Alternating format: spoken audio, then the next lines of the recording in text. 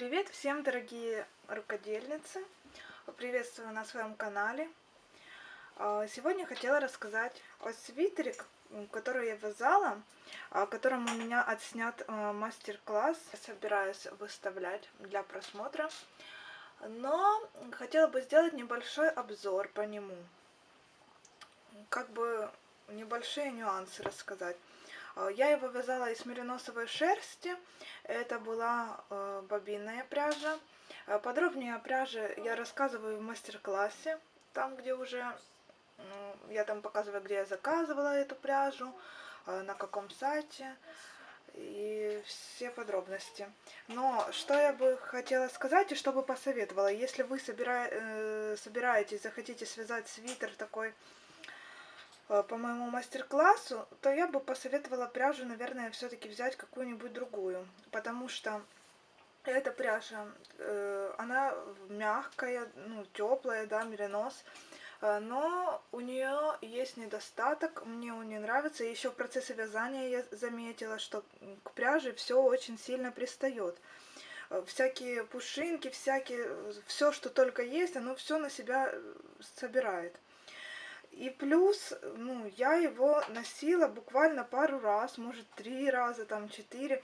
Конечно, одевала под верхнюю одежду. И вот, смотрите, на рукавах какие катышки. Они, конечно, можно их убрать, да, но и, может быть, не одевать нужно под верхнюю одежду, а одевать только так, но все равно оно же будет и дальше скачиваться. Я еще попробую его постирать. И посмотрю, как поведет он себя после стирки. Может быть, ну, хотя катышки вряд ли куда-то исчезнут после стирки.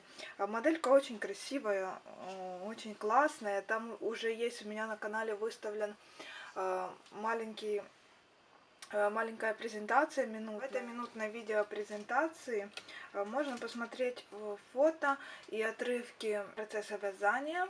Там можно лучше рассмотреть модель самого свитера. Здесь уже в этом видео я не буду показывать, я просто оставлю ссылку на видеопрезентацию, где вы можете посмотреть. Это красивая моделька получилась, нравится многим. Я думаю, много кто захочет его связать. Поэтому я советую все-таки, если вы уже какой-то вязали, допустим, да, бобинной пряжи, которая вам понравилась, она проверенная и подходит вам по метражу, подойдет, можете взять ее. Или же я, например, в следующий раз вот думаю, что может быть, если буду вязать такой свитер, то там, по-моему, марка BBB, это итальянский меринос, там есть какая-то пряжа приблизительно таким метражом. Но по качеству, конечно, это будет дороже, чем бобинная пряжа, но по качеству мне нравится больше. У меня есть шапка, связанная из пряжи итальянского мериноса BBB. Вот она. И я в ней отходила уже 2 сезона. И вот посмотрите, на ощупь она жестче от этого вот свитера. Свитер, правда, намного мягче, но катышков здесь нет. Выглядит она как будто только связанная. Ну, может быть, для кого-то и видно, что я в них проходила 2 года, но если честно, я вот это ее не стирала, она просто лежала в шкафу с прошлого сезона, и показываю сейчас даже не стиранной. По-моему, выглядит отлично. И если будут желающие, то я, может быть, сниму еще мастер-класс по этой шапочке. Хоть шапки с косами много кто и вязал уже, и может быть есть где-то и мастер-классы на них, но мне кажется, они из моды не выходят пока. Ну и вообще мне она, если честно, вот очень нравится. Сразу мне не очень нравилось, что серый цвет, а теперь наоборот он такой красивый. В общем, эта пряжа по качеству мне нравится лучше. Это какую я пробовала мериносовую шерсть, то вот это моточная пряжа. BB Full у меня вот эта шапка. И по качеству там тоже бывают разные мотки попадаются. Поэтому я еще планирую провести такой эксперимент в будущем. Заказать именно с палитры BB Full пряжу. и посмотреть, какого качества она придет. Но это в будущем, если будут желающие, на мастер-класс по такой шапке.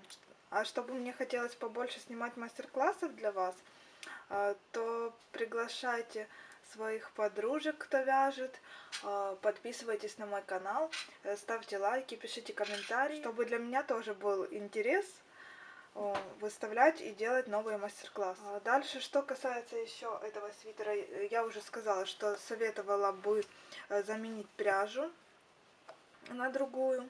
Но, в принципе, если, может быть, вы будете супер аккуратно как-то ее носить, этот свитер, там без верхней одежды и только там по праздникам, как говорят, то можете попробовать и эту пряжу.